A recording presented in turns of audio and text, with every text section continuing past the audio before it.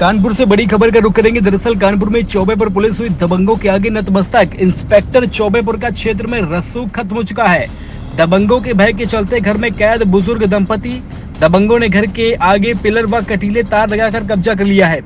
बताते चले कि न्याय के लिए पुलिस अधिकारियों की चक्कर लगाता रहा भयभीत दंपति कई दिनों से घर में कैद है। दबंगों ने कोर्ट के आदेश को भी नहीं माना है।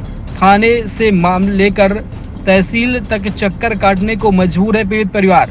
चौबेपुर पुलिस पर भी पीड़ित परिवार ने गंभीर आरोप लगाए हैं। मामला चौबेपुर थाना क्षेत्र के महराजपुर पंचायत के तातियागंज पचोर संपर्क मार्ग का है, जहां पर दबंगों के आगे चौबेपुर पुलिस नतमस्तक नजर आ रही है। दबंगों के भय के चलते एक बुजुर्ग दंपति अपने ही घर में कैद हो गया।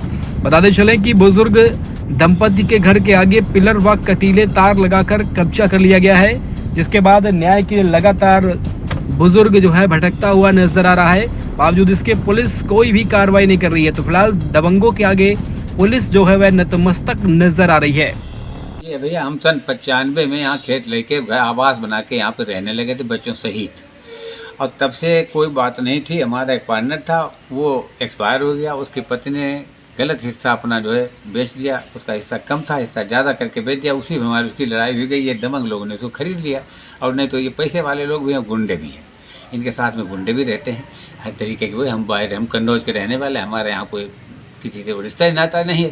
तो यहाँ से हमारा कोई ज़्यादा वजूद भी नहीं है। अपना तो कमाते खाते थे। हमारा तो यहाँ कारखाना लगे थे, बच्चे पढ़ते थे, वो इसलिए आ गए यहाँ पे अपना बिजनेस करने लगे। और ये हमारा खेत भी 3 बीघा था, तो वो कराने लगे।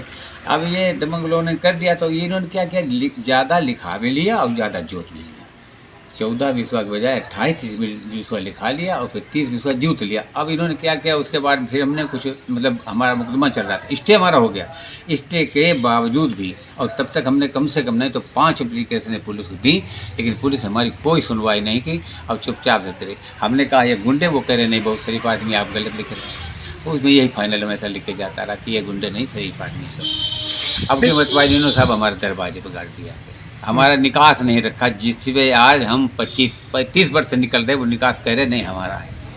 खेत इनका वहाँ, निकास इनका यहाँ से। तो ये सब इसी की लड़ाई हुई। इसी के लिए हमने मतलब जो है 112 की, वो आए नहीं 1076 की। और उन्होंने कोई अब वो नहीं मिला, तो हम दोबारा फिर किया। तब उन्होंने हमसे कहा, कहने लगे आप ऐसा करो कि 19-12 आप संपर्क कर लो। तो हमने कहा आप नहीं कर पाए तो 19-12 क्या करेंगे, तो बातें बेकार है। तो मतलब थाने से कुछ तो दबंगों के भय के चलते आप लोग घर में कैद हो गया। हम तो 2 लोग रहते हैं, पति-पत्नी। यहाँ कोई हमारा बच्चा नहीं रहता। 3 साल थे अकेले 2 लोग रह रहे। अब ये अभी इन्होंने खेत खरीदा और 6 महीने के अंदर इनका सब कुछ हो गया। इन्हीं का खेत है, इन्हीं का निकास है, इन्हीं का सब कुछ यहाँ पे हमारा यहाँ कुछ रखे नहीं। अब हम 2 लोग क्या करें, 75 साल की हमारी उम्र, 70 साल की पत्नी, क्या कर सकते हैं साहब इनका, सिवाय चुप रहने क्या कर सकते हैं। पुलिस पास जाओ कुछ सुनती नहीं। अच्छा, दूसरे ये थाने से आता है कोई अगर शिकायत करने, तो पहले उन्हीं के साथ लेंगे, तब हमारे दरवाजे आता है। तो उसे क्या करना है, वो पहले उन्हीं से मिल जाए। वादिश नहीं मिलते, प्रतिवादिश पहले मिलते हैं। तो हम फिर साहब बंद ही कर दिया। हमने कहा कुछ नहीं। हमने सोचा था कल जाएंगे वहाँ पे एडीएम साहब को एप्लीकेशन देंगे। मतलब कोई अधिकारी सुन नहीं रहा तुम्हारी? कोई नहीं साहब सुन रहा, कोई नहीं सुन रहा। सबको दिए, हम IG से लिखा के ले गए, IG से हमने रिपोर्ट लिखाई, कुछ नहीं हुआ उसमें। अच्छा, जिस जमीन पर उन लोगों ने कब्जा किया उस जमीन पर कोई स्टे है क्या? स्टे साहब पूरी जमीन पे। अच्छा, मतलब कोर्ट के आदेश को भी नहीं मान रहे वो लोग? अरे कह रहे इसको हमने वो कह रहे हमें ये न तहसील ने गलत दाखिल खारिज का कहते हमने कैसे कर दिया। और हमारा स्टे कर लेके कोई हम बाध्य थोड़े हैं उनका स्टे मानने के लिए। वो कह रहे थे हम उसका मानने के लिए बाध्य नहीं है।